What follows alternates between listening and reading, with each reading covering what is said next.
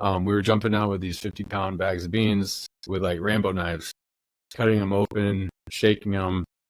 And so it kind of slowed the people down where they had to like pick it up. But there was a point where we did that. We landed, there was nobody around, and we landed. Hundreds of people came out of the woodworks. We're like cutting open these beans, and the helicopter starts taking off without us because they're seeing like it's too dangerous.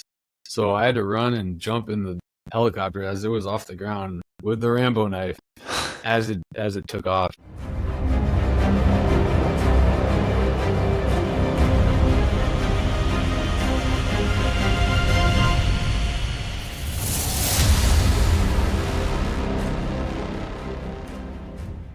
Hey, what's up, Rejects? Thank you for tuning in to this week's episode. My guest is Trevor Williams. Trevor has an amazing story, and he is also the creator of the Williams Key. He is currently an LA County firefighter, and I'm not going to go too in depth about everything this guy has done and what he's currently doing. I'm just going to bring him straight in and see what he has to say to the listeners. Trevor, how you doing? Hey, thanks for having me on, Preston. It's a pleasure. Excited for today and our conversation. Yeah, first off, thanks for coming on, man. I was telling you a little bit before the show that the first time I heard you speak was on the Tailboard Misfits podcast, and I've seen your content everywhere on social media with the Williams Key, and I know there's so much more that we're going to cover, but that's the first thing I want to tackle is the Williams Key. And can you talk about like where this idea came from, why you felt it needed to be made, and how you got it done, and where it's going right now? Sure. Yeah. The Williams Key is a tool for gaining access to doors without doing any damage. And it's kind of what I'm known for right now. It just comes up in conversation with everybody, and that's what people want to talk to me about. So that's cool. There's other aspects of my life too, and we'll get into that. But Williams Key, put me on the map a little bit. So it started with me being a carpenter, and specifically commercial construction, installing doors. And the door carpenter thing is kind of a niche where you have a million specialty tools. You have your cart, and you just have like the problems you run into installing doors. It's like endless. And so I was always making tools for myself to kind of help me problem solve, and we'd get locked out of stuff, or we'd have a lock that didn't work, or we'd have to manipulate a door in some certain way. So I learned how to lock pick. I learned how locks worked really well, was installing hundreds of doors over the course of a couple years. And yeah, the Williams Key was just, it's like putting a couple known concepts together into one tool, where the handle, I should show for your listeners what it looks like if somebody doesn't know, but it looks like this. It is, there we go. It's like a framing square, which was like the original, how the tool was made. Like I cut up a framing square, and it had the blade side over here, which reaches behind the strike of a lock, and it just toggles it, right? It pushes it out of the way. And because it's long, sometimes doors will have an anti-vandal plate in the way, and this can still reach behind there and grab it. So it's great for outward swinging doors. On the handle side, there's a shove knife, which is a common firefighter tool, but now it's built into this tool here as like a combo tool. And if you can visualize that strike or the slam latch or whatever you want to call it, and there's no plate in the way, it's even easier. You can just grab it with the hook side here. So as I mentioned earlier, outward swinging doors mostly. That's kind of the easiest way to use this tool. And then these little rabbit ears here. Even for those guys who carry around a shove knife, you might not know what this part is for. This is for piercing through the trim on a wood frame door that is inward swinging. And what you would do is you would line this up with where you think the strike is on that lock and pierce it through the frame to push that strike out of the way and open up an inward swinging door. So, like maybe a bathroom door inside a residential, maybe a bedroom door, those sorts of things. It's a much less common entry approach, but it is there if you need it. And it does a little bit of damage because now you're piercing through like that frame that's tacked on with those little nails. And so you might like scrape up some paint or whatever, but it's better than kicking in a door, breaking the frame, breaking the latch and stuff. Yeah, so that's kind of where I ended up. That's where I got my start to making tools, was just having to be creative as a carpenter and being around doors all day long. And so by the time I got on the job, I'm hired with LA County Fire Department out of West Hollywood, Firehouse 8.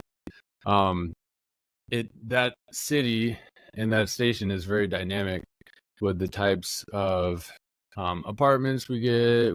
We get high rise, we get commercial, we get residential, and it's a pretty busy city. So all day long we're running into different types of doors.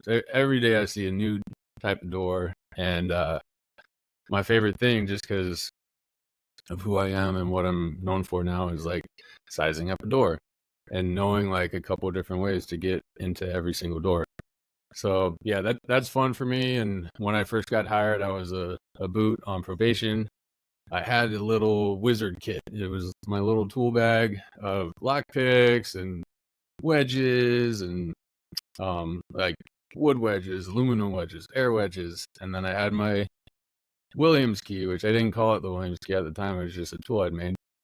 And J hooks for Panic hardware, and the list goes on and on. So I would get out and I'd pride myself on every call and like trying to be the first to the door and see if I could size it up and get into it before they found the Knox key or somebody inside opened up the door or whatnot, or worst case scenario, we force it, right? So that always hurt me because I knew I was better than having to force the door most of the time. There's a time and place for it, building's on fire, people were screaming, let's force the door. I love that too. Love irons, rotary saw when needed.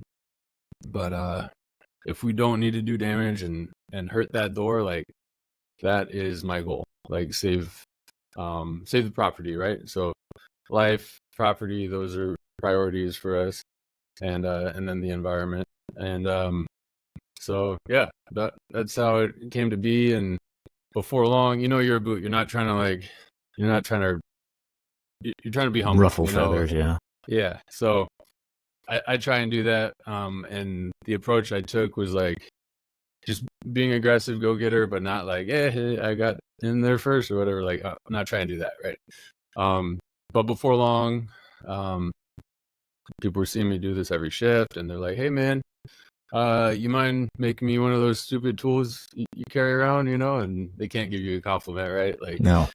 But yeah, so I was like, yeah, it took me a while to make this, like a grinder and like cutting it up and getting my measurements right and stuff. So I was like, yeah, okay. So I tried to make a few more, and it was just time consuming, and like I was helping the guys out, but like no benefit to me really, other than like other guys have the tool now and we're being productive with it and getting in faster and maybe save a life or something on occasion. But word spread pretty quickly once those additional tools like started getting in people's hands and hit the field. So before long, I had like 20 guys asking me for one, and I was like, oh, okay.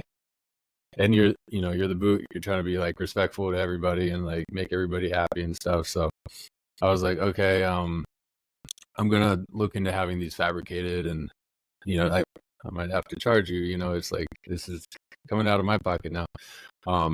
So I think I had a small batch made of, I want to say 100, and those went pretty quick. And there was a guy at my station who had a laser engraver, and he was showing me like he's a lot smarter than I am and showing me how to use it. And I got the idea to name the tool and then I could do engravings on the other side of people's names, because everybody likes to have, their name in the fire service, so they take pride in it or they don't lose it. So I started getting the tools powder coated black, which made it easier to engrave on. Because on a stainless steel piece of metal, on an affordable engraver, it's not strong enough to penetrate, so it just bounces off the stainless steel, and it's hard to engrave. So I'm like, black. I like the color black anyway. A laser can penetrate that paint and engrave, and then cool. Now we have a product. We got Williams key. It's marketable. People want their name on it, and yeah, it just took off from there. I made an Instagram. I made a website, and yeah, a couple videos went viral. It was easy to get content because people like being Johnny on the spot and getting into doors, and then people would film it and send me videos, and I was learning stuff from other people because they would figure out ways to use the tool that I'd never even thought of, and they'd be like, "Hey, I got in this sliding window, check it out," and they'd send me a video. Or, "Hey, I'm bending the tool and I'm making like a modified J-hook for Panic Hardware, check it out." And yeah, so the content was great. The algorithms were loving it. Instagram was taking off, and I ended up going through a couple different versions of the tool as I developed it. The first version was 12 gauge, which is pretty thick and a little bit more crude, where the edges were sharp. It wasn't quite as refined. So the next version, I went to 16 gauge, and that seemed to be like too thin. Like people were bending it too much, and people were like complaining, like, "Hey, I destroyed the tool. It got stuck in a door or whatever." And so before long, I switched to 14 gauge, which is kind of right in the middle of those two, like happy medium, and I've stuck with that ever since. I took the sharp edges out of it, rounded it up, started experimenting with different fabricators, different powder coaters, and eventually, once the sales got to be so much, I couldn't keep up with the engraving. I had 3 engravers going like around the clock, trying to just keep up with putting the logos on them. And out of my own house, like it was like not a good.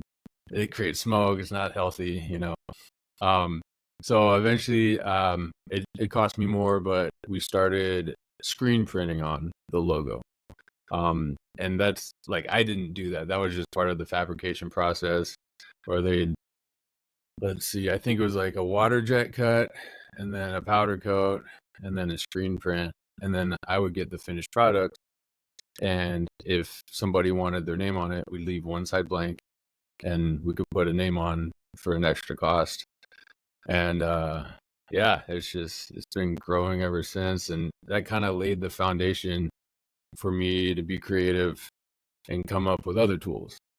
So like nobody wants to buy a wedge from Joe Schmo over here, but since I have like a trusted brand, they're like, "Oh, you also make a wedge, a Williams wedge? Yeah, I'll try that too." So I made glow in the dark wedges that are like, if you look behind me, you can see that skull in the middle of the logo, and it's like a keyhole. If you didn't get it, it's a keyhole that also looks like a skull, and we make a wedge that also kind of resembles that, and it glows in the dark.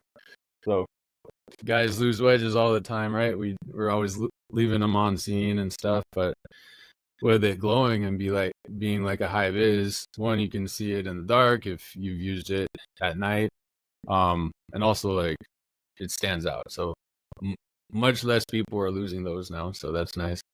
And I started experimenting with 3D printers and molding and different types of resin and epoxies, and long process with those, but I think we have a pretty good product to where it's durable, it's not brittle, it doesn't break, and it's lightweight, and it glows really nice. So yeah, it laid the foundation for me to just be creative and run with that and start making more and more products. And it's been really fun. Like one more example was super simple. I send samples of these out with every tool. It's a door hanger, and it just like it's a notification that fire service was there. They made entry. You might not have been home. You come home and you see like footprints on your floor because we had to get in there and turn off a fire alarm or something. And if you didn't know, your fire alarm was going off, and we came and we disturbed your house, and then we left, and you come home, there's footprints. It's unsettling, right? You think you might have gotten broken into. So this is just a courtesy, like a really nice customer service device that we can just leave on every door and say like, yeah, we did damage. No, we didn't. Yeah, we were here. Here's what the issue was. You can call us if you want, or whatever. You can be as descriptive or vague as you want, but very simple idea. But again, because I have the platform now, I'm able to sell these, and departments will order these by the thousands with their logo on it, and it's like it's an easy sale, you know? Yeah, I like the placard idea. I don't know where you came up with that, but if I'm a homeowner, I'd much rather have that hanging on my door while it's still intact than the front of my house completely blown out. Yeah, definitely a good tactic there. And it's crazy to think that this all started because, I mean, is it true that pretty much all carpenters have like a love and respect for wood in general? Oh yeah, I would imagine so. I mean, there's lots of different types of carpenters. I like to do woodwork as well. But as a door carpenter, we're dealing with a lot of hollow metal doors, a lot of metal frames, metal hinges, metal locks, the occasional wood door, and we'll cut on those doors and stuff. But I'd imagine there's like some carpenters who deal very little with wood. But still, you gotta love like the craftsmanship of just working with your hands, working with wood, working with tools, making something out of nothing. Yeah, I think there's kind of two sides to it. I would say maybe the hobbyists get even more into it, right? Where they're like creating art, and or like you're really good at making tables and chairs, and you love it so much that it turns into a business. Versus like your general contractors who are working with wood, but like they're trying to frame and like make a house and stuff like that. You know, like I'm not sure those guys love it quite as much as the guys who are making something beautiful, you know, out of their creativity. Yeah, I was just wondering if it was eating at you when guys were just busting doors in. You're like, oh no, like I hate to see that destroyed. You know, there's such a better way to do it. What I really don't like is when guys do it on purpose. Like they know we have the right tool. They know I'm there, and it's to the point now where I'm just like, hey, you get in that door however you want. I've provided you the knowledge and the tools, but if you want to get in out of spite, you know, to just try and get at me, like go for it, man. Like, bro, I can't imagine you being a probie and having this skill set and having these tools. I mean, you did talk about how guys were like on the side asking you to make them a tool, but did they think you were some type of like professional burglar or something when they first met you? No. I mean, I do have to explain that part. Like, why do you know how to do all this stuff? And you know, if you have a locksmith background or you make locks or you install locks, like, yeah, then it makes sense. But if I was always vague and be like, yeah, I don't know, I grew up knowing how to do this or whatever, like people would probably be suspicious. But right, that's another question that comes up a lot is like, you know, oh, burglars are gonna love your tool and stuff like that. And I always tell them like, burglars aren't trying to preserve property. A brick is cheaper, a hammer, a crowbar is cheaper. Like they're not looking to like go out of their way, buy a tool that's more expensive than a crowbar or a brick, and like nicely get into your house. You know, if anything, they've known how to do this sort of thing much longer than I have, and I'm not teaching criminals anything. Yeah, and I'm pretty sure the fire service has been ripping off burglars for years. Yeah, I think so. Like the Halligan, right? Yeah. I was found at like a He bank. was in a bank. Yeah. Yeah. So like I've got I got one of the original like Hugh Oh, Halligans with his name on it and stuff. Like I like the history when it comes to these sorts of tools. And yeah, I think they took like a Kelly tool and a claw tool and combined them, and that's how the Halligan came to be. Just kind of like me, like I combined two different tools into one, and that became the Williams key.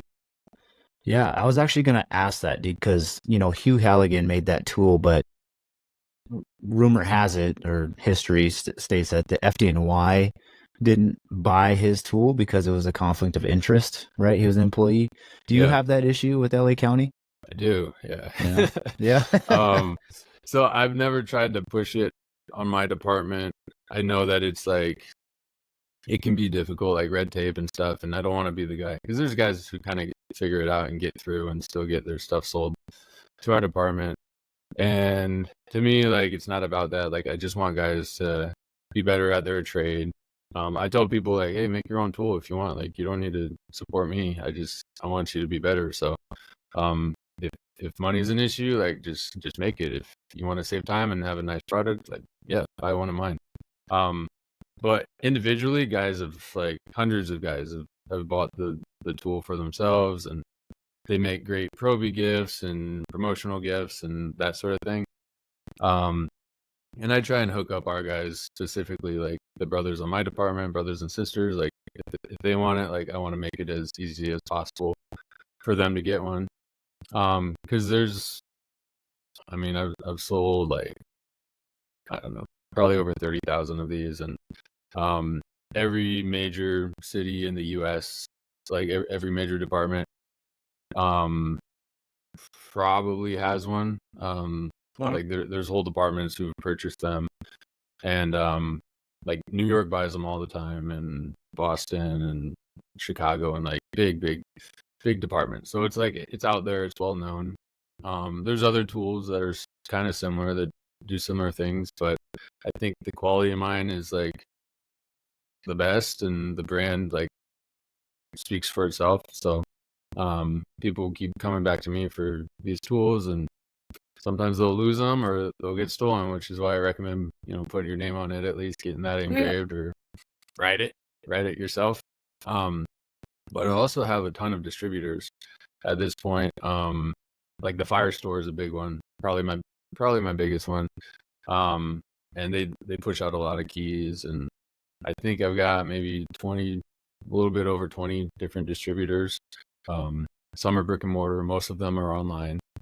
And lately a lot of military contracts too. So I don't like those because you'll get people who are vendors for the military, and they have to like there's some law in place where it has to be fair. So they all get to go out and get bids from you, and I'm the only guy that can supply the tool, unless they're trying to get it from a distributor. But it's like you're gonna lose like a lot of profit if you go to a distributor instead of straight to the source. So I'll get hit up by like a ton of vendors for the same deal, and it's just like they have these long like application processes and stuff. So when I can, I try and pawn that off to a distributor and just give them a better deal and be like, hey, can you just take care of this for me? Like I'm not a big, unless it's like $1 million contract or something. Right. Like, I don't like wasting my time for like these small, like, hey, I need 10 keys, and then I'm spending all day like filling out applications to the 10 different people and stuff. So but when they don't have to go through that process, it's much easier. Like a lot of them have petty cash funds too. I've sold to 3 of the SEAL teams, and they just come and be like, hey, we want these, like we'll just pay you for them, and we're not going to go through our normal process. Yeah, good on them for doing that. Yeah. Yeah. Well, okay, so I know you have the solid piece key that you're just showing, and then you have the foldable. Mm-hmm. But I think I heard you talking on the TBM podcast that the solid piece is a little bit better versus the foldable. Yeah. As far as construction goes. The folding version, this is it. It has a sliding handle here, and you want it back all the way before you like lock in that screw, that nut. Mm. And it's limited because that nut will get in the way if you're trying to do anything more than like slide behind an anti-vandal plate. There's a technique where diagonally, you hold the tip and you reach the entire key, the entire key through like the reveal in the door. So if you can see daylight, or the gap in the door, that's called your reveal. You can see daylight, you can reach this entire tool through and come up behind the latch and try and like toggle it that way. And diagonally, that gives you your largest distance of reach. So you cannot do that with the folding version. The solid version you can. And because there's a moving part, that would be a point of failure, potentially. So that's like your weakest link. Now, I don't get a lot of complaints with the folding version. Like, people love them. They are portable. Like, you can fold it up. And then we sell a Kydeck Molly holster for them. Nice. You see that in there. You can put it on your belt and stuff. And yeah, it's a cool little setup. But it is more expensive, and it's not a solid piece of metal. So a solid piece of metal is always going to be stronger. Right. It's like the 3-pin style Halligan versus the solid piece. Yeah. You have points of failure there with every additional little piece you put. So what's your recommendation if people buy the solid piece? Because I imagine people would prefer that. How do you store it? So for me, I store it in my toolbox. And then if I can see the door from the street as we're pulling up, I'll size it up real quick. I'll either grab it or I won't. If I can't see the door, I might bring in my whole toolbox because I don't know what I'm going to run into. Does your department do EMS? Yes. Okay, so ours is as well. And we have EMTs and we also have paramedics. Both of us carry an orange box. And I've seen guys magnet the key to the top. However, it fits better like inside if you can just like open it up and slide it in. So that's probably how I end up accessing the key the most. Is it's always in our orange boxes, and we do a lot of medical calls, right? So as we're going up, we always get stuck at the gate in the front for an apartment or whatnot, and have the box with me already. I'm like, all right, cool. Open it up, grab the key, get us in. And then that's it. So, yeah, it is awkward to carry on your person. It's 12 inches long and like a 9-inch handle and stuff. So, there's not a really good spot to like fit it in your pocket. Whereas the folding version, even if you don't get the case, you can kind of throw it in a pocket and maybe the tip will stick out a little bit or whatever, or you might have a big pocket and fits the whole thing. But yeah, tons of guys and girls carry it on the folding version, at least on their turnouts, like in their turnout somewhere or on their belt. Yeah, trust me, firefighters will always find a way, right? Like I got guys in my department that carry, like the Raptor shears on their bunker gear belt and, have some stethoscope or something in their bunker pants, all this crazy stuff. So yeah, I mean, I'm sure the foldable one finds its way somewhere or something like that. But I personally carry a truck bag with forcible entry stuff too. So that's probably I like how you sizing up the door from the street if you can see it. And then if not, just bring the whole bag. And like you said before, it's call dependent, right? Like visible flames and smoke, you're probably not going to bring that. You're going to go force a door. But if you get a fire alarm or something like that, EMS nuisance call, then you can do it from there. And like I said, I do love forcing doors too. Like that, it's fun, and I'll share a call if you don't mind. Sure. A couple of days ago, I got to force the door in a new way. I was riding. Normally, I'm assigned to the truck. I'm a truckie, but in this day, we were moving bodies around all day long, and I ended up on the engine. And we do more medical calls on the engine. So we get a call. I'm in Hollywood, right? So this call was on Sunset Boulevard, and it was, I think, a man down call or like a unconscious. So we get on scene, and the medics had already like sized up what was going on, and they're like, "Hey, this one's kind of weird. Like, we found a guy He's locked himself behind a gate. We're not sure if he's dead or alive. And he's leaning up against the gate. And they said, bring the rotary saw and the bolt cutters. And I was like, I'm going to grab the irons and the bolt cutters, but I don't want to use a rotary saw if there's like a dude, close to this gate. And I've almost always been able to utilize the irons with the same effectiveness as a rotary saw. So I grab that stuff, I get to him, and yeah, I see this guy, like you can like kind of peek through the crack and you see like his head and not responding to us, talking to him. And there's no lock on the outside. There's a gap in between the door. Everything's metal and you can kind of see in, and you see like a link. And so I'm trying to cut it with the bolt cutters, and it's like, I don't know, maybe it's case hardened, but the bolt cutters aren't cutting through. And I see like it's like a screw link where you can like, it's the link of a chain, but you can screw it together, but that's been damaged, so you can't unscrew it by hand. So I'm like, all right, cool, I think I can like maybe pry this link apart. And I bit onto it with the bolt cutters, and then I bent it really hard, and it pulled the link apart. And then I was able to like keep bending and bend the door too a little bit. Like there was a small vandal plate in the way. I bent that as well with the bolt cutters. And then I was able to like reach my hand around, undo the chain, pull the door, and like he starts to fall back, and I catch him and he's like cold. I'm like, okay, yeah, this guy's been here a while. So yeah, it was just a kind of a new scenario for me where I had to be creative. Like it's not a traditional door or lock. Like the lock is missing. He's locked himself in with chains and stuff, and it's a dead body or even a live body. Like we don't want to be too forceful because we don't want to like have the saw slip and hit him, or that'd be a really bad scenario. So yeah, especially with them expiring, there's got to be an investigation, and if you clip them with a rotary saw, you got to do a UCR, and now you're part of the investigation and all this stuff. So yeah, but I think that call, dude, I think that's a testament to what you've been saying, like who you are. You've been sizing up doors since you were a carpenter and on the job, and you've been trying to come up with creative ways to get through these without completely obliterating or damaging a door, and just being more respectful or mindful of the situation.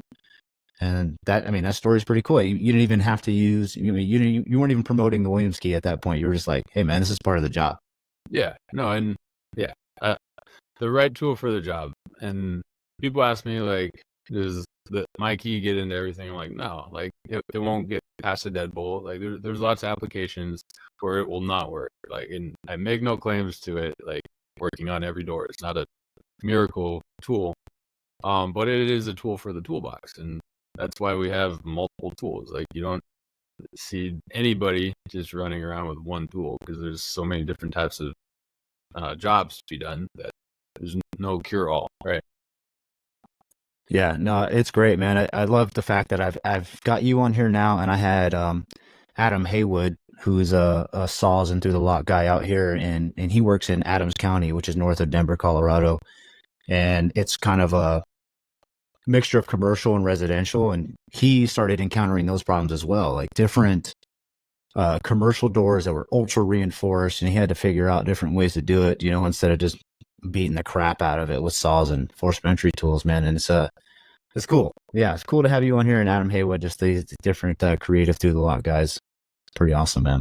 Yeah, and I'm still learning. Like I learn stuff from guys all the time, and I'm at a big house. There's I guess it's relative to my department. It's big for my department, but there's 13 people per shift, so 39 people total, and it allows for like lots of overtimers to come through from other stations, and it's a respected house. It's like a very traditional old firehouse. We have fire poles, and a lot of different TV shows are filmed there and stuff, and it's Hollywood, so it gets a lot of attention, and it attracts people who know their job really well and like to train, and like to have a good time too. So there's always new people I'm meeting, and there's guys who've been on the job longer than I've been alive, rolling through there.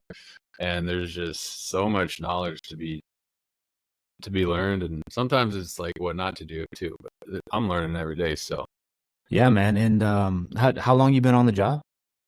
a little over 8 years, 8 years now. at least with county, and then I did 4 years volunteer before that. Okay. And are you so been on the job 8 years? We're going to get into your upbringing, but before we do that, I want to talk about your NGO. You're also doing something with that too, right? Like humanitarian. Yeah. Okay, so if we talk about the NGO, it's going to transition us into a very long story. I don't know if you want to hit that right now or like shortly after the upbringing. Well, let me explain it to the audience. The reason why I wanted to talk to you about the Williams key first is because the truckies and their attention span.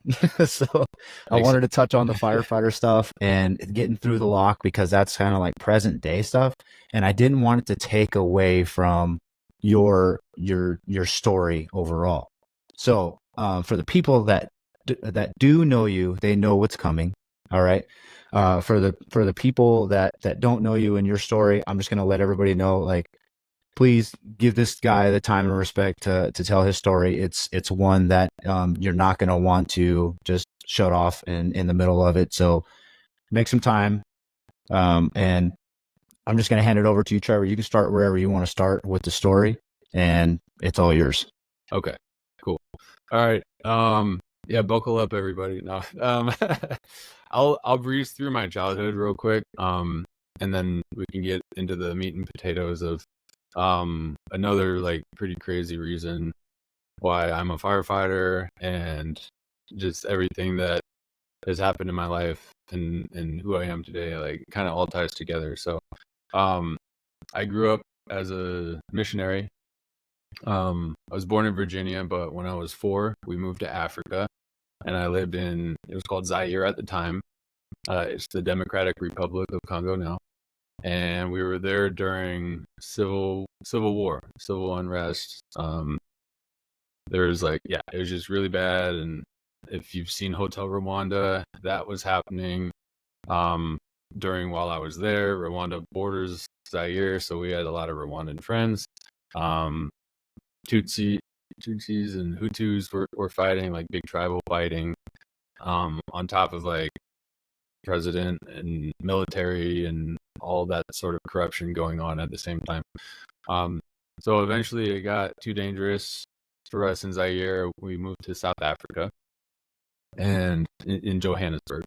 And South Africa was actually bad too. Like it seemed more first world country, like paved roads and restaurants and stuff like that, but it had a big like gang presence. So like we had panic button necklaces that we wear around even at home. The house that we moved into, we found out later, like the family before us had been massacred in their home, so that's why we got a house so fast. Jeez. It was just like a lot of like uncertainty while we were down there. So that was kind of my start to missionary work, and I was just a young kid, but I was exposed, to all this stuff at a young age.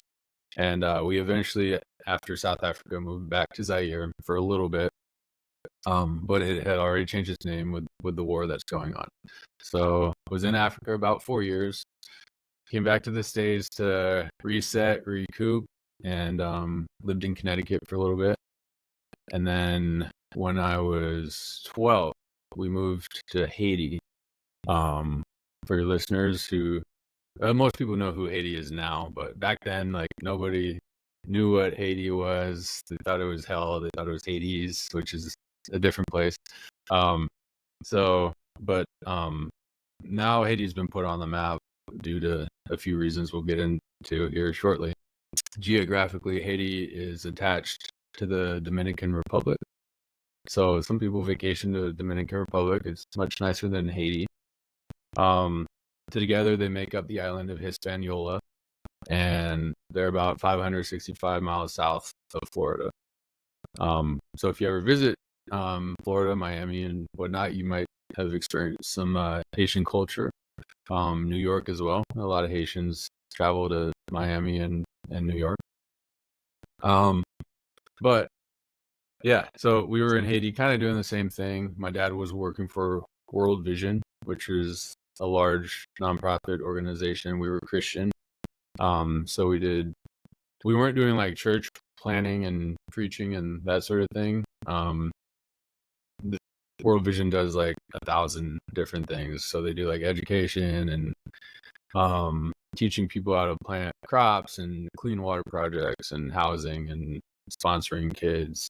So what my dad was doing was like emergency relief work. So just people in this very poorest country in the Western Hemisphere, had a lot of needs. So he ended up being the director of World Vision Haiti. And I was just like a teenager going to school during that time. So I got to learn the language a little bit, got to learn the culture. And that was my exposure to Haiti. And I was there for 3 years before, same thing, civil unrest, a lot of war, a lot of violence. And the people ousted their president. So they like kicked him out. I think he went to Africa to like escape, and there was just chaos. Like you'd hear gunfire all day long. Our house was surrounded by walls and barbed wire, and a guy that would open the gate and dog and stuff for protection. But they would make roadblocks out of dead bodies. They would burn tires in the streets. They would set cars on fire. Like everywhere you went was like super dangerous. You didn't want to be out, especially at night. And it was just starting to get pretty rough. So we ended up evacuating out of Haiti and came out to California, where I am now. And I've been ever since. But 5 years after we left Haiti, my family moved back, and I went to visit them. So I hadn't been back in the country for 5 years, and I just happened to go there the week before the devastating Haiti earthquake of 2010. And this was a 7.0 earthquake. It lasted 39 seconds long. It killed 300,000 people, left 1 million people homeless, injured another 1 million people. The country's only 7 million people, so like everybody was affected. And I'll get into that story in a sec, because it's pretty intense. But just to share a little bit about me going there, I was in the process of trying to get hired. I was 19, and I thought it'd be cool to go and like volunteer with the United Nations and help out with a new fire program that they had. I'd been an explorer, so I'd been training with the fire department as a kid. I'd done some college fire science classes. I just got my EMT, just got my national registry, and it was kind of like the perfect storm where I could go visit my family. I could visit some friends I hadn't seen in 5 years. I could volunteer. I could help out with the UN and build my resume a little bit in this process of trying to get on. So I went, and I met with the United Nations. We had already been talking, so I knew like I was going to end up helping them no matter what. But there's like formalities to that process too. They kind of have to like make me a temporary employee. I have to go through an interview process. And that interview was scheduled for the day of the earthquake, during the time of the earthquake. And I didn't know it yet, but I get there and I was like, hey, maybe I should try and do my interview early. Like, I don't want to waste my time while I'm here. Like, I just get to work, So I called them the day before, and I was like, hey, do you mind if we do this interview the day early? And they're like, yeah, come on in. So I did my interview. I got my badge, got my photo taken and everything, and got the blessing, right? Had I been in that building during the time of the earthquake, I probably most likely would have died. Everybody died in that building the next day. There's 300 people that died. That building completely collapsed. So that was like first miracle. And I didn't think about this till later, but I was at an orphanage during the time of the earthquake, and I was not with my family, but I was helping out. Some friends of ours owned orphanage. It was 2 stories, 110 kids. All the special needs kids were on the second floor, and that's where I was when the earthquake hit. And initially, we were down in the city. Haiti's like a mountainous island, so we were not up in the mountain where we could see or have a vantage point. We're just like deep down in the city, like you couldn't really see anything around you other than other buildings. And initially, when the earthquake started, it felt like a big Mack truck was like barreling down the road. So like a low rumble. And then it started getting louder and more intense. And before long, one of the ladies that owns the orphanage, she used to be a paramedic in the States, and now like older and retired. She yelled earthquake. So she had been exposed to like big earthquakes before, and I think lived in California where we get earthquakes. She yelled earthquake, and I was like, oh shoot. Even me living in California, like I wasn't thinking that direction, you know. And Haiti had never experienced earthquakes before. They're not known for earthquakes. So I was like, oh shoot, okay, earthquake. All right. I'm on the second floor. I'm looking around. It's getting more intense. So I hold on to like, I'm out on a balcony and I hold on to the guardrail. And after about like 5 or 10 seconds, it was like still going and not fun. Like it was getting like scary where like things were really, really moving. Things were falling off the wall. Chairs were falling over. All the kids are screaming now. And I was like, all right, I gotta find my escape route because I can't help anybody if I die. And that's the firefighter mentality, right? Like we gotta risk first gain. So I saw a pickup truck down below. I'm like, I think I can jump on that pickup truck. If this building starts coming down, you know, I'm gonna jump on the truck. That'll absorb my fall a little bit, and like hopefully I'll survive. There's building now at this point. There's buildings starting to come down around us. You can see like dust in the air. It's like way more noisy, way more scary. And I'm seeing like cracks come in our wall. And I was like, shoot, this might be it, you know?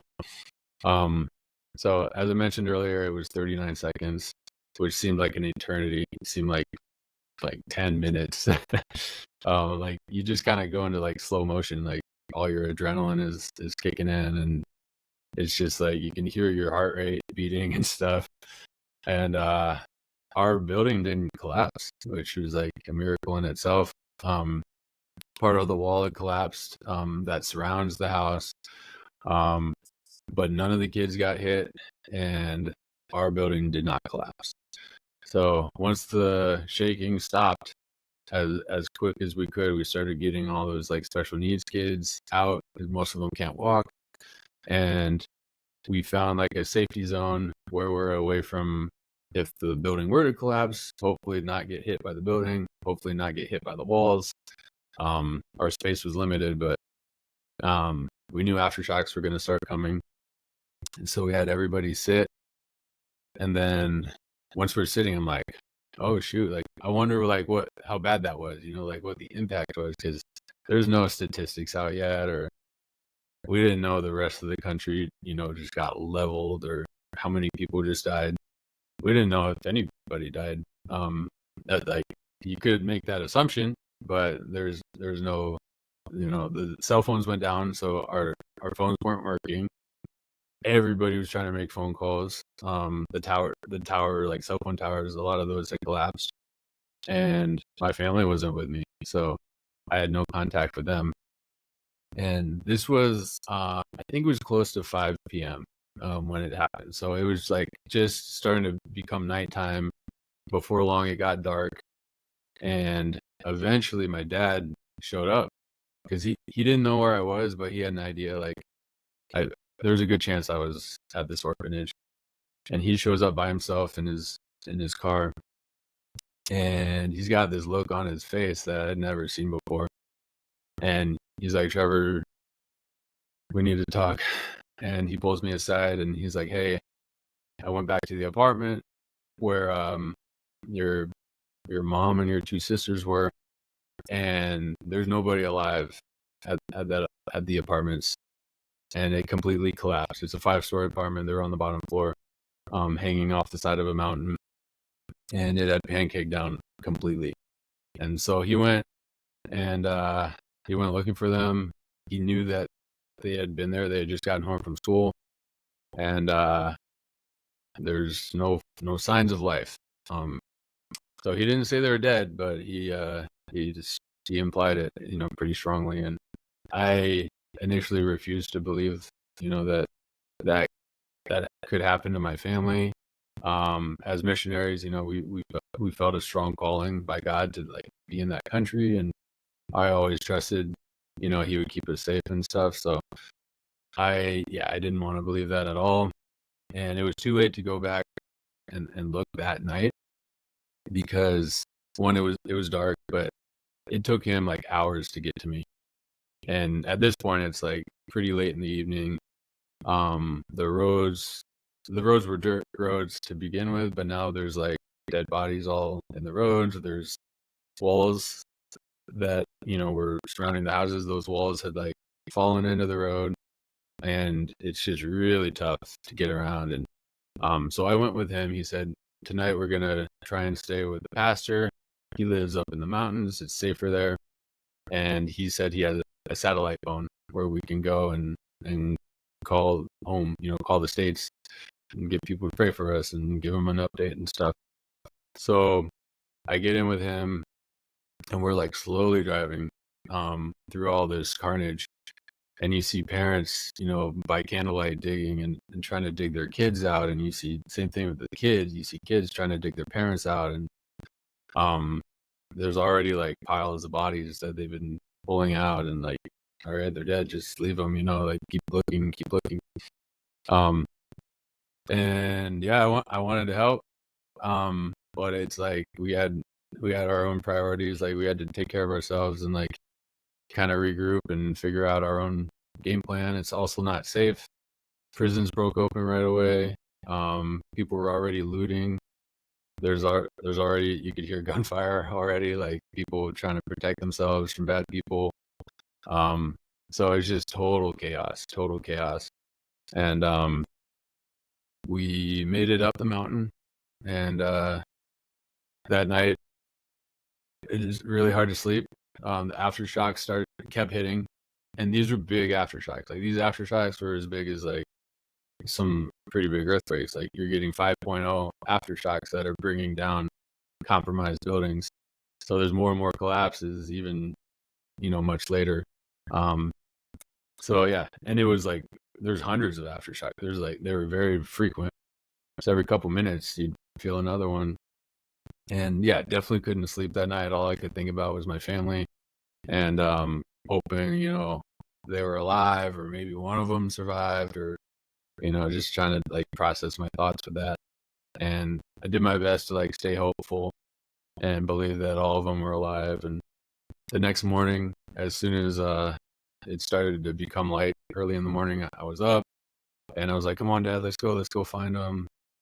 And my dad's like a very like wise person, like very reasonable. And he's like, no, Trevor, we need our strength. We need to eat. We need to eat, and like we'll talk about what we're gonna do today.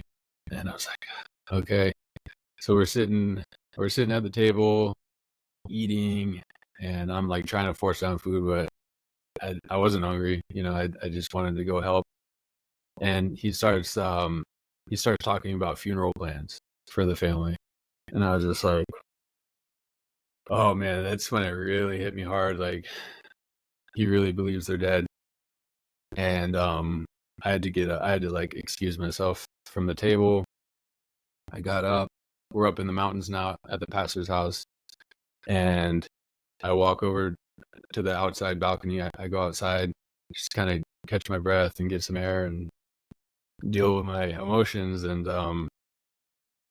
it's the first time I had seen Haiti in the daylight since the earthquake hit, and especially from that vantage point, like up in the mountains.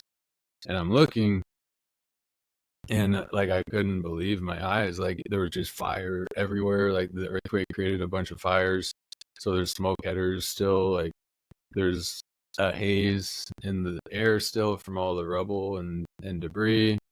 and the sun is just starting to come up, and it's like piercing through all this smoke, all the way down to the ocean from up where we were in the mountains. And on top of that, you can hear just like the entire country crying, like wailing. You hear people just screaming and like singing, but like, you know, the type of singing people do to like comfort themselves, you know, when they don't know what else to do. It's like that.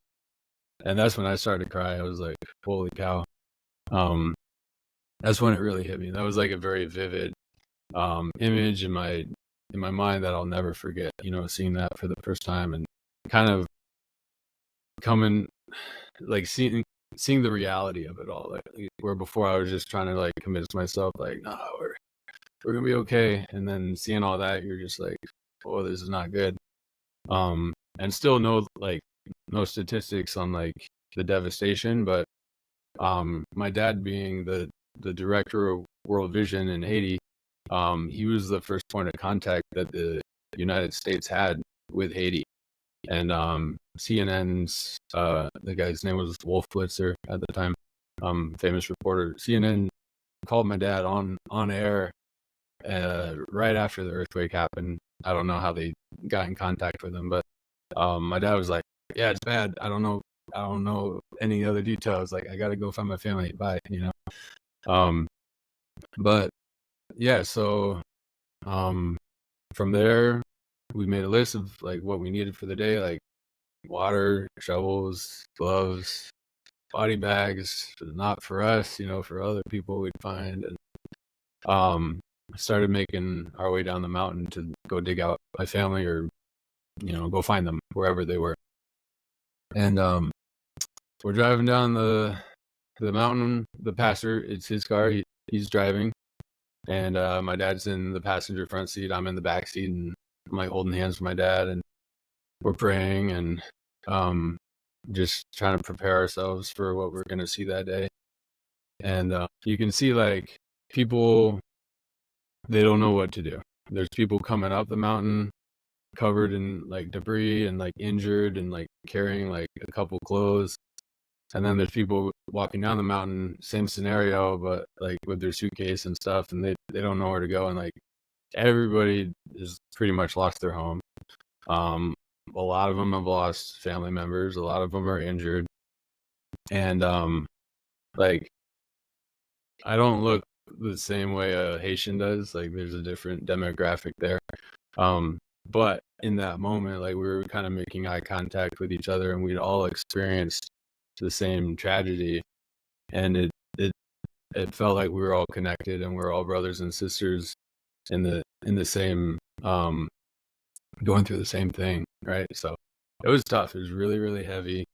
We eventually made it down the mountain, and we stopped at my dad's office, the World Vision headquarters, and we were going to collect the supplies from the list that we made. And so we pulled in the front gate.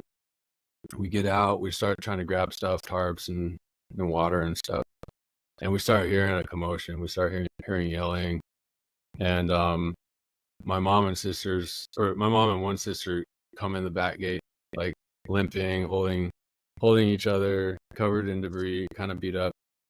And my mom was like close to 50, I want to say, at the time. And then I had a 14-year-old sister and a 7-year-old sister, and I didn't see the youngest one.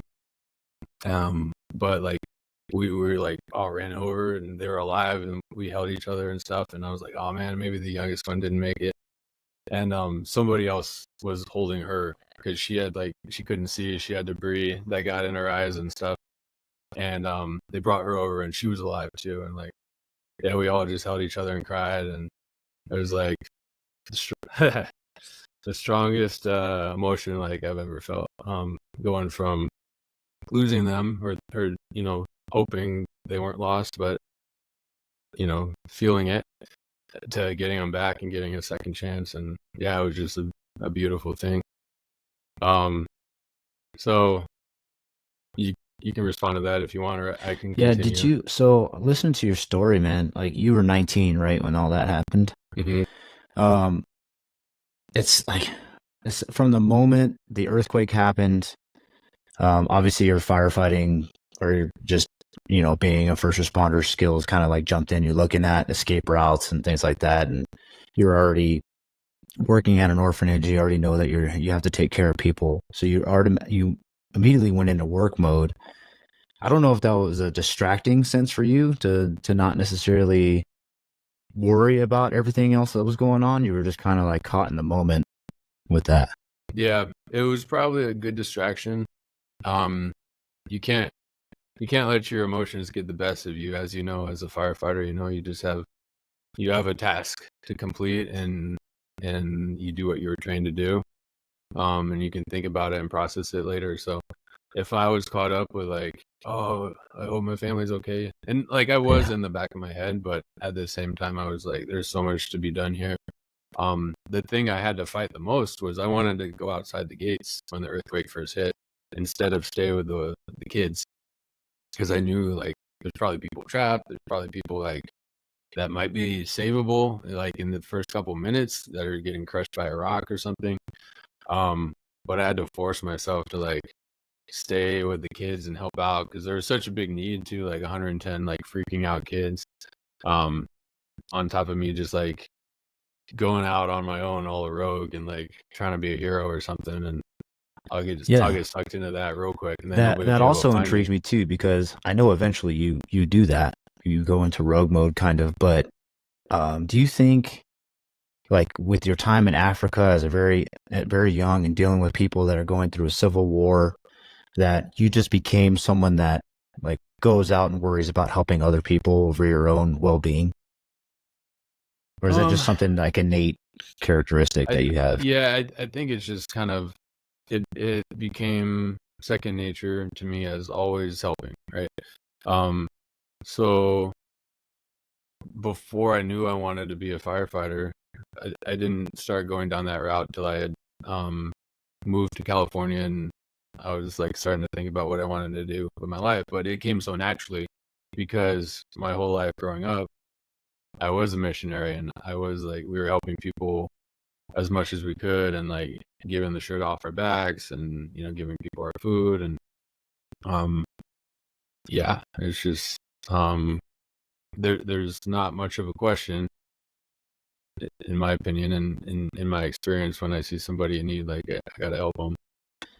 Yeah, and then the last thing that I'll talk about, and this just listen to this part of the story, is that I don't know if it would just be like hope or ignorance as 19 years old, or you just had this you knew that your family was okay. I mean, do you think back on that, or like you were like, I'm not talking about funerals right now because I don't need to. Like, I know for some reason, I feel it that they're still alive. So I was forcing myself to believe that. I'd already seen a lot of dead bodies, and I saw like how bad it, like every house we passed had damage, and like there was just bodies everywhere. And it was one of those things, like I could not accept it yet. Like there's just no way that I was gonna be able to carry on if I accepted that. Like that's just too devastating. Like that's too much to handle, with everything else that's going on. So part of it was like a defense mechanism, like, no, they can't be dead. Like, I'm not gonna accept that. But at the same time, and this is from like a faith perspective, as a Christian, and believing that God was going to protect my family. Well, what happens if they weren't alive anymore? Like, what does that do to my faith? It rocks it for sure. So I don't want to have to deal with that either. Like there's just so much going on that I'm like, all right, for now they're alive, and until proven otherwise, like that's what I have to believe. Very nice. So once your family is united, your youngest sister, right, has some visual issues that need, so family's banged up, they need to get taken care of. So what happens from that point on? Yeah, so we're all together at the World Vision office. Next order of business is getting them medical help. my mom, it seemed like she broke her leg and her arm. She was barefoot. The 14-year-old sister was the only one with shoes on. She was scraped up, but like in the best shape. And then the youngest sister, also barefoot, the 7-year-old, and could not see. Like had like just her eyes were all messed up. It was temporary. It was just like a lot of debris in there and stuff. She can see now, fine. Everybody's fine now. But at that time, we're like, let's go find a doctor. So we load them in the car, start driving around, and we knew a missionary doctor that we were trying to get to. And I think, yeah, it took us like all day because there's like power lines down. There's like just rubble in the roads. There's dangerous people. But we eventually got to this compound where we could get them a little bit of medical attention, nothing crazy, like no x-rays or anything like that. But get them cleaned up, get them some food. And we ended up spending the night there. And we, nobody wanted to go inside because we're all scared of like being inside houses right now because of the earthquake. But we slept out in the grass that night we all shared, all 5 of us, on one little mattress and spent the whole night out there. And then the next day, we got them over to the U.S. Embassy and evacuated out by the Air Force, the U.S. Air Force. And this was kind of interesting experience too, because the U.S. Embassy is like, it's filtering in all these people that like I kind of know, like, oh, I'm seeing people I used to go to school with that I hadn't seen in 5 years. And so like little reunion, but like a terrible situation for the reunion. And then we're seeing people who like we know who like lost people that we know. So that's tragic, right? So that's sad. There's people even from our flight, like flying into Haiti. For me at least, flying into Haiti. I made friends on the plane. They didn't all show up. Some of them did, but like there's like some deaths just from like those people visiting Haiti.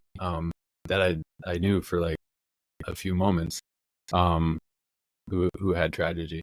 So U.S. Embassy, we it's at the airport, but the airport was like shut down. It was damaged. Only like big C-130s were getting in and stuff like that. All commercial airline flights were shut down. So everybody wanted to leave, but nobody could unless you had like some special way of getting out, like with the military. But they prioritized my family. There was like injuries and stuff, and they would have taken all of us. But I was like, Dad, I gotta stay. Like, I gotta help. Like, this is my time to help. Like, I'm trained for this. I'm an EMT. I have fire training. I know the language. Like, I know I have to be here. Like, this is like a calling for me right now. And he's like, Dude, you're right. That baffles me, bro. Like that, you know, you just went through, you know, trying to deny that your family was gone, right? You finally get back together. You're sleeping out in the grass, and it's your chance to go home, and you're like, nah, I'm gonna stay here, man. Like you said, this is a calling. This is my opportunity. And the fact that your family let you stay is pretty wild. Yeah, well, I was surprised too, because like my dad had the same conviction that I did, I guess. Like I told him all that, and he's like, you're right. And he like just gave me the keys to the car, and he's like, we'll be in touch. So like for me, I'm like, my family's in good hands. Like my dad, they're with my dad. They're with the Air Force. They're under the care of the U.S. Embassy. Like they're gonna be okay. So I felt that peace, and then I felt like the intense calling to like go help now. Like now your family's taken care of. Now all these other people in Haiti like need your help, and you're like the guy. Like you're trained in a lot of ways that people that are in Haiti right now are not trained, along with like the local knowledge, and then all these people that have the same training that I have, or at least some of it, are not going to be able to get into Haiti. Like the airports are shut down, and it's super tough. So yeah, all these search and rescue teams are being assembled. Like now everybody knows what Haiti is, where Haiti is, experienced the largest natural disaster in modern history. Major, like everybody knows about Haiti at this moment. Everybody wants to go to Haiti to help, but they can't. They just can't. Like it's going to take them a long time to get down there. So I was like, yeah, this is my time to go and help. So I got the keys from my dad. Eventually everybody like ended up leaving the US Embassy, getting on flights, and everybody I knew they weren't letting people bring their luggage or like their bags. They're just like, just what you can fit in your pockets, that's it. Like we're not taking bags. So there's tons of bags at the US Embassy. People were like, here, take whatever you want, take my stuff. So I made myself like a little backpack of like socks and a toothbrush, and like some people gave me like a little bit of money and stuff. So I just like put all that in a bag, and it was again by this point nighttime. So I didn't want to go out. I didn't have a plan yet. I didn't want to go out just exploring at night in Haiti with the car keys. So I slept at the US Embassy on the ground, this time no mattress, that night, and I woke up to somebody trying to steal my bag. And so they got my bag, and I had to run and grab it back from them and take it. And then I put the backpack on backwards on my chest, and like I slept on it for the rest of the night that way. And the next day I get in the car, I make my way over to the World Vision office. I felt like that was a good place to start. Like they knew who my dad was. They kind of know who I am. I know a few of them there. And it's like a relief organization. So they're going to have some stuff that they're trying to do. So I went there, and right away they started treating me like my dad. Like I had all the same knowledge and stuff. And I'm like, no, not at all. I'm like a 19-year-old kid. But they're calling me like Mr. Frank, which is like my dad's name and stuff. And they put me in charge of a food distribution. And World Vision had some food and water that had been coming in and donated and stuff. And so we loaded up some big trucks, drove into the city, and it became like chaos, like absolute chaos. We basically got raided. We started handing out the food, and right away people were jumping in the trucks, taking as much stuff as they could, like pushing us. So I was like, all right, everybody out. And we didn't get all the food out, just what people like stole from us pretty much, and hopped on the trucks and left. Like we couldn't safely distribute it. So we get back to World Vision headquarters. I was like, all right, new plan. Let's do this in like a big soccer field. We'll bring security with us. We'll have a secured exit where like nobody can block us. We can leave if we need to. A secured entrance where like people come in to get their food, and we'll try that. So we tried that. It worked a little bit longer, but we got overwhelmed again, and we had to just evacuate, escape fast. Like it was sketchy, very dangerous. It's amazing. Like, because nobody in the United States can probably understand that maybe Katrina with like major catastrophe, like on what people will do to survive. For there's probably people starving, no water, fresh water, right? Yeah. And you're like one of the only resources out there, and you think everybody's gonna kumbaya and line up, like they're walking to Costco, but that's definitely not the case. No, you enter a survival mode, which a lot of Americans have never even been in. And it's like, you will kill for like a piece of bread, or, your body's just like, all the normal rules are out the window, and you're doing whatever you can to survive, even if that means like killing to survive. Like you just turn into like an animal. Like that could happen to anybody.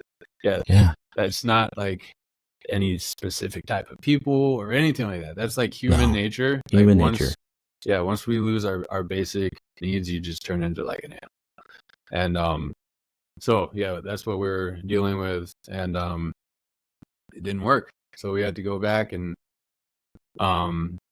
we go back to the World Vision again. And by this time, a small search and rescue team had shown up to World Vision. and I asked if I could be part of their team. I'm like, this might be a better job for me. Like, I can help them, kind of guide them around Haiti a little bit, maybe be a translator a little bit, and just see where that goes. You know, I felt like that would be better. I didn't like the food distribution stuff. Yeah. And you're not running it at that point. You're just an asset. Right. I'm just a team member. So they had, let me see if I can name off all the types of people they had in their group. It was small. It was like maybe like 7 people, but they had an Army Ranger, they had a paramedic, they had a cadaver dog handler, they had a pilot, they had a security dude, and then the leader, his name is Russell Keats, I believe, and he found the American flag that is on the postage stamps from like the 9/11 carnage. So that's like one of the things he's famous for, but he's also like a military contractor, and like he was running the search and rescue team. And then there's me, who like was there for the earthquake and knew the language a little bit and knew the country a little bit and just wanted to help. So we went around and tried to do search and rescue. By this point, it's like day 4 or 5 maybe, and so there's still survivors. There's still people buried who are alive, but now it's getting harder to find them because it's not like they're yelling anymore. Or, they're just like, if they're alive, they're like not doing much. And like, where do you start with that? Like, there's thousands of collapsed houses and stuff, and the easy grabs, they're already extricated. So we kind of just had to go like word of mouth, where family members knew somebody was buried. They've been trying to dig, and they find us, and like we're like, all right, cool, let's see if we can help you. So that's what we did, and it wasn't very successful. We were pulling body parts out, but like we didn't have any survivors. So that part wasn't discouraging. The hard part with that was like seeing like the family members who were just like processing their buried loved one, coming to terms with the fact that like we weren't being able to save them, coming to terms with the fact that like they're dead, you know. Well, they might have been experiencing the same thing you were with your own family, right? Like, yeah, I don't know where they're at, but I don't visually see them like expired or underneath all this rubble. So I'm not going to believe it until I see it. Right. So yeah, seeing that hope kind of get extinguished was hard with those families, I would say. So I did that for a little bit, and then that team had to leave. And by this point, we'd been to the airport a lot because we had the pilot with us, and he was doing like little evacuation trips for certain families. So I'd made friends with some people at the airport, and the airport was like, it was like a base camp for like every military organization, every country that came in to render aid. There were some giant MASH hospital tents, like circus tents, that they'd set up to like start doing medical work, doing surgeries and stuff. And I saw this group of like helicopter pilots, and I was like, okay, maybe this seems cool. Like maybe I'll go talk to them. And they had 3 helicopters and a bunch of like food and stuff that they were trying to distribute. So I pitched myself to them. Same thing. I was like, hey, I was here during the earthquake. I want to help. And they're like, yeah, you can help. And they were like independently wealthy people that civilians that like flew down their helicopters from Utah and wanted to help out. And so it was like a Pineapple Express kind of thing, right? Like they did in Afghanistan. Yeah. That's cool. So, and that was cool for its own reasons. Like you're just like, it's kind of lawless. And we would steal food from the airport that wasn't getting distributed. It was just sitting there because nobody wanted to distribute it. It was too dangerous, like I shared before. And we'd load up the helicopters all day long. And we'd go and drop food. And at first we were like landing the helicopters and like trying to unload the food, and it was same thing. It was getting ransacked, and people were jumping in the helicopters. Became super dangerous. At one point, I like to share this story because it was like a highlight of my helicopter work. But we were jumping out with these 50-pound bags of beans with like Rambo knives, cutting them open, shaking them, and so it kind of slowed the people down where they had to like pick it up. And but there was a point where we did that. We landed. There's nobody around, and we landed. Hundreds of people came out of the woodworks. We're like cutting open these beans, and the helicopter starts taking off without us because they're seeing like it's too dangerous. So I had to run and jump in the helicopter as it was off the ground with the Rambo knife as it took off, and we're like kicking people that are trying to hang on to it and stuff. And I'm like, that was definitely like a movie. Yeah, dude. That was That's cool. gnarly. It was scary, but that was cool. Like, so there's like, yeah, there are situations like that we were running into, and eventually we just started hovering. I don't know why we didn't think of this in the first place, but hovering, throwing out all the food. Sometimes we'd hover over rivers, throw like canned goods in the river, and it would just disperse, and people would be in the rivers like picking stuff up. So that was cool, and they were well connected. They'd hire security. We'd fly to the Dominican at night. They had rented out a baseball field. They'd land on the baseball field, hired Dominican security and stuff to like just make our perimeter, keep us safe. And we did that for about a week before they were done and they were ready to go home. So from there, back and forth to the airport this entire week, I kind of made my next where I wanted to go and try and help out at, and that was at the hospitals. So these circus tent hospitals, there's 3 giant ones, and there was people getting dragged in there all day long that were getting pulled out of rubble with like missing limbs. They needed surgery or they needed amputations. On top of that, as I mentioned earlier, like the prisons broke open, so there's really bad people. It's hard to go to jail in Haiti. Like you got to be pretty bad to end up in jail in Haiti. And the jails broke open. Those people were loose, just doing whatever they wanted. And so we're getting like gunshot wounds like coming in too. And on top of that, just the normal, like this guy fell off his motorcycle, this guy got hit by a car, and there's a lot of work to be done in the hospital. So I got there. It was ran by the University of Miami. So there's like American standards being practiced. And they asked me for my national registry card. And I was like, you know what? I just got that. But I had lost everything in the earthquake, like my wallet included. I went back to the apartment collapse just to see what I could salvage and like take a photo and see like the devastation and stuff. And it had already been looted. Like our apartment had already been gone through. And there's like a little crawl space that like you could kind of get in there a little bit and like pull some stuff out. But somebody had already been deep in our apartment, found my wallet, and like gone through it, but they didn't want the national registry card. So that was still there. And I was like, it was all beat up and stuff because it got hit by rocks, but I'm like, yeah, I'm gonna keep that. So I actually had that. And I like showed it to them and they looked me up. They're like, all right, yeah, you're in the system. Like, cool, go for it. But it wasn't like I was an EMT at that point. I was like starting IVs, pushing drugs, assisting with surgeries. Like I wasn't like malpracticing. I was just like, I was doing what they're telling me to do, but I was doing way more than my scope would allow in the States, you know? So, got tons of experience I'd never get to do in America. And that was just like nonstop around the clock. You'd work until you couldn't work anymore.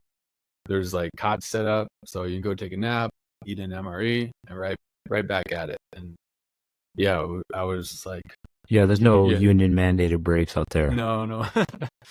And you can get burnt out really quick because it's like, it seems like every 10 minutes there's like commotion and they're dragging in another dude who's like bleeding everywhere and like barely alive, and it's just like a traumatic scene like all day long. Like there's just like so much like bad excitement that like you have to tell yourself to go rest.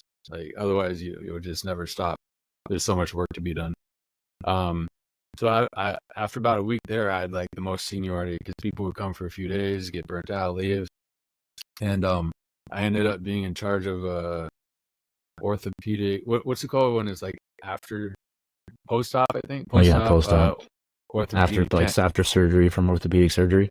Yeah. So I had this whole tent to myself where I was like, these are my patients. Like, we're taking care of them, making sure, every stuff's getting swapped out and cleaned and they're getting food and stuff. And I was like, all right, it's probably time for me to go too. Like, I don't need to be the senior guy here as a new EMT.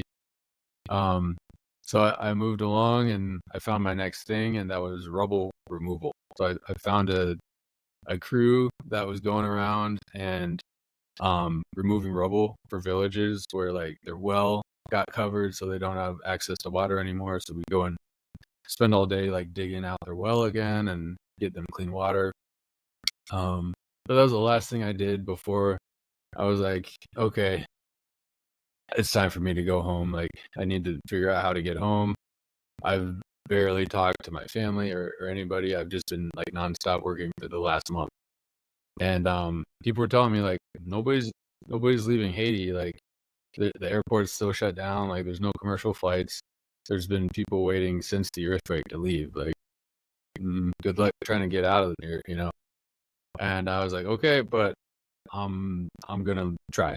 I'm gonna go to the airport and see what happens. And I didn't have my passport. I didn't have money. But I was just gonna like kind of trust God to get me home pretty much. Like he got me there, you can get me out. So I show up to the airport. I walk through security. Nobody stops me. I keep walking, no ticket, keep walking, get out to the tarmac. There's people set up on the tarmac with like tents and their luggage, and they've been out there a long time. And I'm kind of looking around like, all right, what am I gonna do now? Somebody runs over to me. They're like, hey, we got one more seat on our private charter. We thought we'd ask you, do you want to go? And I was like, yep, that's why I'm here. So within like 30 minutes, I was on an airplane to the Bahamas without any money or passport or anything. That's wild. And in Bahamas, refueled, and then flew to Florida. And get to Florida, there's customs. Like you have to prove, kind of who you are and stuff. And passport's pretty important for that. And I let everybody go ahead of me. I'm trying to figure out what to do. And so I was like last in line. And when they got to me, I just kind of walked. I just kept walking. Like I kept my head down and kept walking. Nobody stopped me. So I'm like, okay, I'm back in. No phone, no money. My family doesn't even know I'm here. So it's getting to be late. I asked to borrow a cell phone. I called my dad. I was like, hey, I made it back. And he's like, okay, I'll get you a ticket to I don't think I ever went. I think he just sent me like back to California, because they went to Connecticut. That's where they live, or that's where they were now living. So he's like, okay, yeah, you have to be at this airport by tomorrow morning. I hopped in one of those free shuttles, and I'm like, I just got in because it was starting to rain. It was getting late, and I'm like, I hope I'm going the right direction. And that shuttle ended up going close to that airport I needed to be at. And I made friends on that shuttle, and those people let me sleep on their floor in their hotel. The next morning, continental breakfast, free meal, free shuttle to the airport. Get to the airport, somehow get my tickets.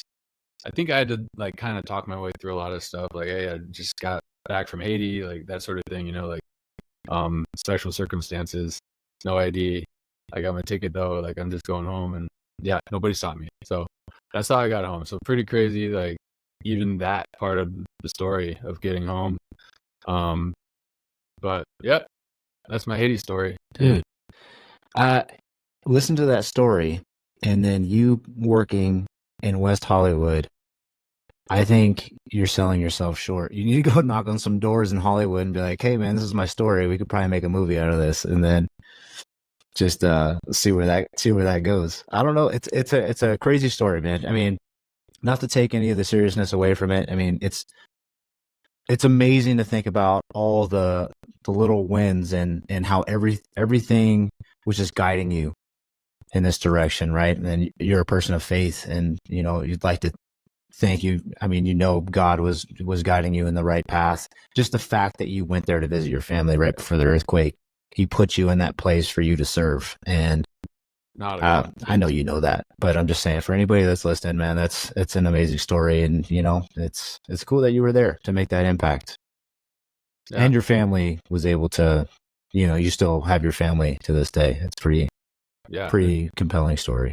I thank God for them every day, and I know that you know we didn't ask for this. We're a victim of circumstance, but try and make lemonade out of lemons and try and make the most out of every situation. And life has a lot of hardships, and you can really let those things get you down if you let it. But I try and always look for like the good in bad situations, and we kind of have to do that as firefighters too.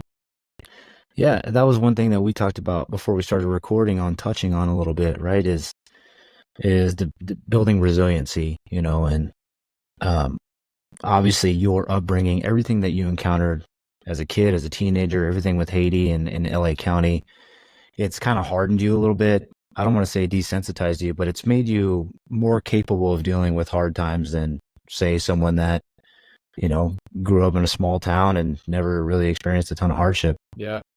Um, I think that, I don't know. Yeah, it just comes with the territory a little bit. Um, you have to process everything that you do and see.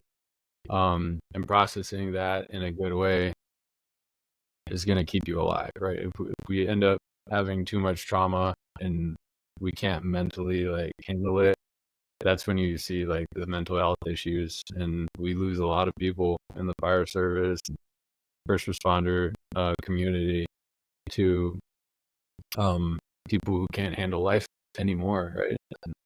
They look for an exit. So for me, being able to share my story like I am right now is therapeutic um, for me. Here I am 14 years later, still sharing this experience, and I've been on quite a few podcasts, and I started a nonprofit um, called Firm Foundation, FIRME Foundation, after Haiti, to give back, and it's to build houses for earthquake survivors. So since leaving Haiti, we've been back a ton of times. We've built 39 houses for earthquake survivors, and that's been super rewarding for me to be able to like give back in that way, because I got a second chance. My family got a second chance. Um, I still feel called to help the people of Haiti. So making a nonprofit organization, that was like a big learning curve for me as a 19-year-old. And it kind of helped me. Now, I own a business, or I own multiple businesses at this point, and you kind of learn those skills along the way. But the thing with a nonprofit is you really have to promote it. Like, you got to get people to believe in you and your story, and what you're doing is good and justified. So I was sharing my story at churches and at schools and at events, and I was throwing these big fundraising events, and I've never been a good public speaker. After talking thousands of times, I'm starting to get a little bit better, but I mumble a lot. I don't enunciate. I have a weird accent from living in all these different countries. And so I'm not really comfortable up in front of people and talking. And but I had to force myself to do it. And, it paid off with the nonprofit. It was very successful, and we've helped a lot of people, and continue. We want to continue helping people in that way. But to go back to the resiliency, just being able to process and share my story in this way has helped me deal with some really traumatic events in my life, where I saw thousands of brutally killed dead bodies, and I've seen people even before the earthquake, some really brutal stuff like beheadings and shootings and all the bad stuff that you can imagine. Like, I got to experience a lot of that, even stuff you can't imagine. I got to experience a lot of that too as a young teenager. So everybody's different. I think moral of the story is look for positive ways to deal with the stress in your life. There's definitely a lot of negative ways to deal with that stress, and as first responders, like we see a lot of that, like with the substance abuse and just going down like dark paths, where there's better ways. Get involved with other people who are experiencing or experience the same thing that you did, and talk about it. Go to therapy if you want. I know therapy is like a taboo thing, but I think more and more it's becoming more and more prevalent that it's helpful. I don't think anybody's ever denied like, oh yeah, therapy made me worse. Like nobody says that. It's more just like people don't want to go because they're embarrassed. Like we want to handle tough situations on our own, and we have a lot of pride and arrogance sometimes, but sometimes you gotta fold to that, and for the longevity of yourself and your family, like go get help if you need it, or talk to a brother or sister that might be able to steer you the right direction. But if you think you're dealing with something, just talk to somebody. Like it's really important. And as you mentioned, we're in mental health awareness month, right? So Yeah. even more, like take a second look in the mirror, reevaluate yourself, go through your checks, and make sure you're good, because I've lost too many people to mental health issues. Just stuff. Yeah, I can tell you're someone that, the best medicine for you is to continue to serve others, whatever capacity it is. I think a lot of people that struggle kind of lose their purpose. There's people in my department or people that I've met in the first responder community that signed up because they wanted to help people, right? And then, monotonous calls or whatever kind of overwhelms them, or the job isn't exactly what they thought it was going to be, and they lose their purpose along the way. And then it's more like mental torture just going into work. And like you were saying, it's like we're told to not complain or anything like that. And for some people, it may sound like complaining, but it also could be a cry for help from somebody that's just burned out. Like you said before, people that are burned out or just dealing with stuff, I think therapy is actually doing better than what it used to be also, especially with, obviously 9/11, but then the war in Iraq and Afghanistan and all the veterans coming home. I think the biggest complaint for firefighters is that when we were going to see therapy, we were sitting in rooms with people with this big education, but no perspective on the things that we see and do. But I've encountered some groups personally that, it's made up of first responders and veterans and things like that, where they know exactly where you're coming from with that. And I'd like to see it get bigger and stronger and the stigma go away. There's a lot of people on social media fighting that stigma. And hopefully we can reduce those mental health numbers in the first responder community at least. Yeah. So I think we can kind of we can mask it a little bit for the tough guys who don't want to go, and like incentivize it in some way. Like for the structure of how we were paid is we have an optional 3% bonus that we get if we go get like our yearly checkup and like take a couple classes regarding our health. And there's like a couple things you have to do every year to like maintain this bonus, and 99% of the guys do it.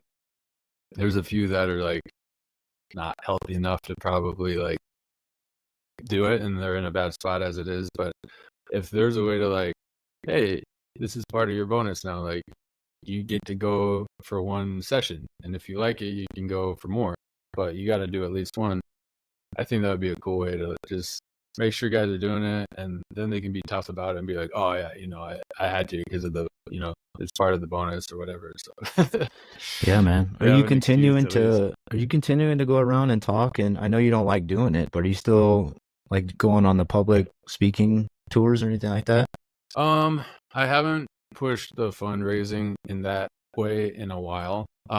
Haiti's become more and more dangerous over the years to where it's not safe for me to even go and build right now.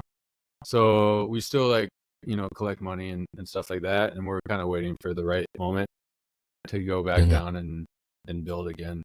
So yeah, no, I haven't done like big events or big speaking events in a while. For right now, this is kind of as far as it goes.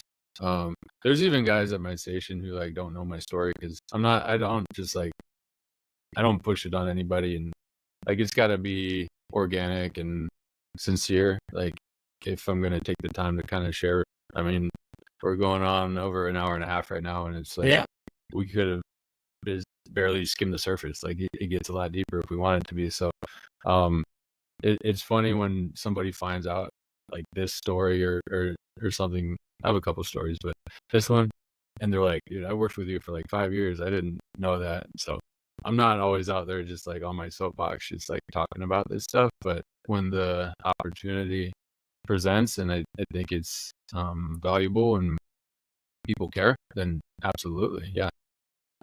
Yeah, dude, I thank you for coming on and sharing your story. I know you said it's therapeutic for yourself, but I think it's an important message. I mean, me just listening to it, it makes me want to do more. I mean, I'm sure you heard of Team Rubicon. They're a nonprofit organization. They're started up by veterans. They actually got their start by going to Haiti as well. And I started doing a lot of stuff with them, but then the deeper I got into the fire service, I've not done a lot. But now just listening to your story, man, I just like, man, I wonder what they're doing. I wonder what I can get involved in. So it's motivating me to do more. So continue telling your story, man. And hopefully the people that are listening, resonate with it and want to do more, obviously. Or they actually, if they're first responders, they actually are like, okay, this is why I do it, to help people. It's obviously not at that scale, but he's one of us. I can resonate. It's awesome. Thank you. So yeah, I'm glad it's nice to hear when I mean, I don't try and inspire people, but it's like nice to hear that it's a positive response hearing my story. And yeah, you just you got to know your why. Like, why are you helping? Why are you doing what you're doing? And stay motivated and have a reason for it. Yeah, beautiful, man. We'll wrap it at that. Before we cut it though, how can people reach out to you or get a hold of you, or what's your website? So the Williams Key, I'm always like super happy to talk with people about the locks, the doors. If you have a problem, if you have a question, send me photos, videos. I can help you, talk you through a door. Or if you just want to talk shop, I love doing that too. We sold to all 50 states in about 30 different countries, and it's so cool hearing the stories from all around the world. People who were able to get in quick and save a life or prevent somebody from jumping or whatever it may be. Reach out to me. Williamskey.com is the website. We're about to launch our new website. This will be our third launch. So stay tuned for that. You can reach me at anything that ends in williamskey.com. So Trevor at williamskey.com, info at williamskey.com. Whatever you want to put in there, it'll get to me. Or the old email address, which I'll still get, is thewilliamskey@gmail.com. So yeah, easy ways to reach out there. Or you can just DM me. We have 2 Instagram accounts. If you look for Williamskey stuff, you'll find them. So yeah, there's that. And then the nonprofit is firmfoundation.org, and that's FIRME, like firme. So firmfoundation.org.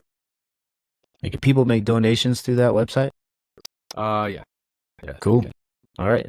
So you guys heard it. If you want to support Trevor and the NGO, go to the website, show some support. Or like you were saying, with the Williams Key, they make good firefighter gifts, probie gifts, and all that. So, absolutely. So we'll wrap it there. Trevor, once again, thank you so much.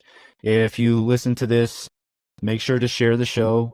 Make sure to get Trevor's story out there and support the show as well. We don't have sponsors or anything like that, so we're relying on you. And thank you for listening. All right, everybody. Catch you next time.